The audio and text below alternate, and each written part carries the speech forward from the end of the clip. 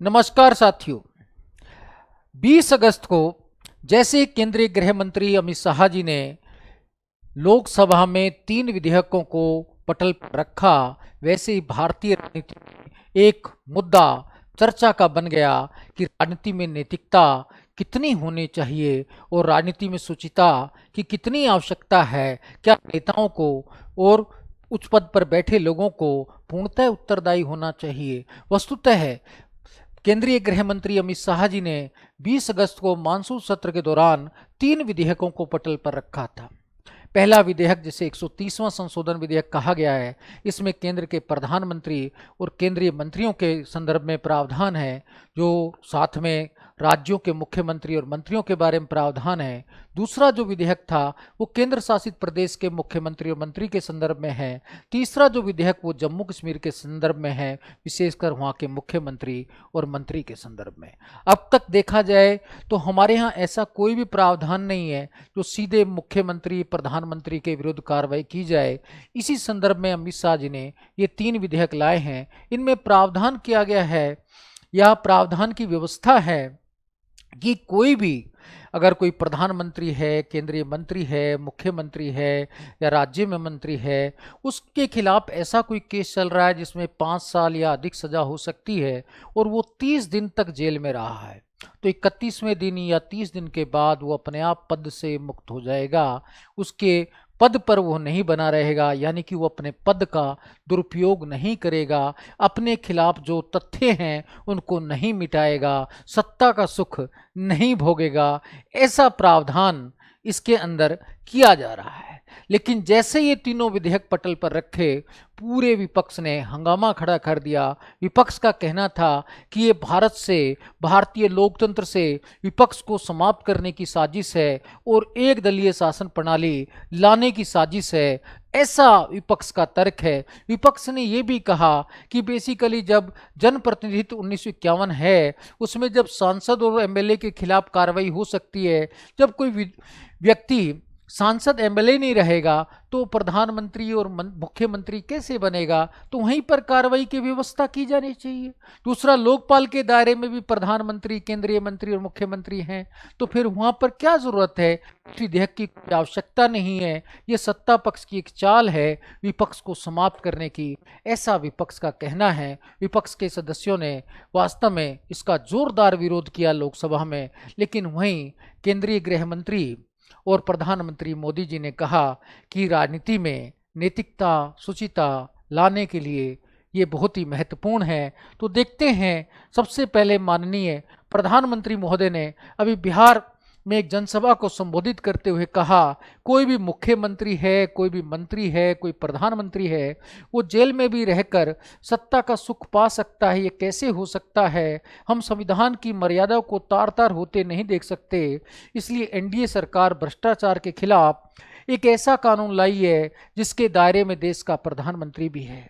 अमित शाह जी ने भी जब इस विधेयकों को रखा तब उन्होंने भी कहा, महत्वपूर्ण संवैधानिक पद जैसे प्रधानमंत्री, मुख्यमंत्री और केंद्र राज्य सरकार के मंत्री जेल में रहते हुए सरकार नहीं चला सकते।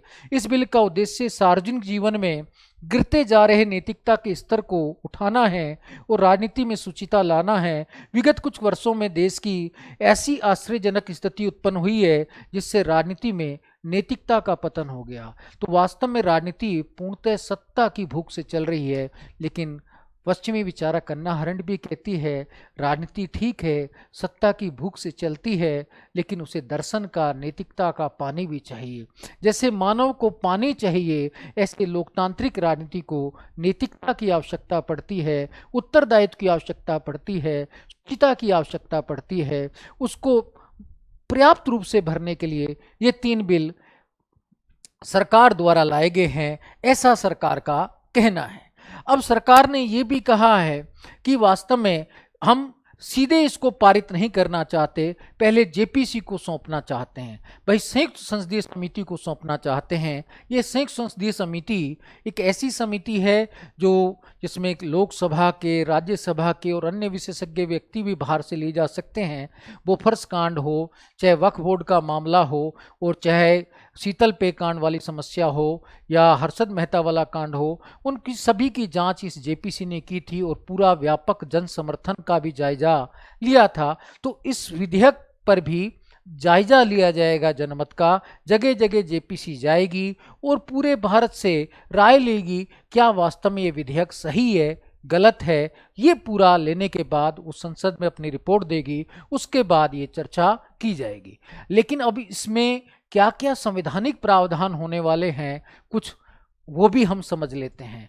तो सबसे पहली बात तो इसमें एक तो अनुच्छेद 75 में एक 75(5) में एक खंड जोड़ा जाएगा, इसी प्रकार 164(4) में खंड जोड़ा जाएगा, इसी प्रकार से 239 जो AA है उसमें भी एक खंड 5 में जोड़ा जाएगा। तो इस तरीके से संविधान में कुछ नया जोड़ने का है। संविधान में जोड़ने के लिए संविधान संशोधन वाला जो 368 के तहत प्रक्रिया पूरी करनी होगी और उसके लिए विशेष बहुमत की आवश्यकता होती है, यानी कि दोहरे बहुमत की आवश्यकता होती है। उपस्थित के 50% और साथ में कुल सदस्य संख्या के या उपस्थित के 2/3 और कुल संख्या के 50% +1 की आवश्यकता उसमें पड़ती है। तो दोहरा बहुमत क्या सरकार के पास है या नहीं, ये भी बड़ा एक जटिल कार्य है। राज्यसभा में स्थिति बहुत ही जटिल है।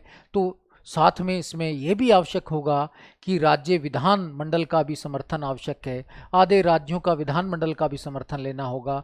तो आसान नहीं है इस विधेयक को अधिनियम में परिवर्तित करना। अभी इसमें काफ़ी जटिल प्रोसेस हैं, लेकिन फिर भी राजनीति में नैतिकता के लिए यह विधेयक महत्वपूर्ण हो सकता है।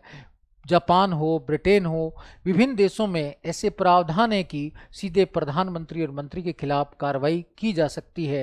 लेकिन विपक्ष का भी कहना है कि इतनी जल्दबाजी क्यों, और जब लोकपाल भी हमारे यहाँ बना हुए हैं, लोकपाल के दायरे में भी प्रधानमंत्री भी है, मंत्री भी है, तो फिर इसकी क्या ज़रूरत है।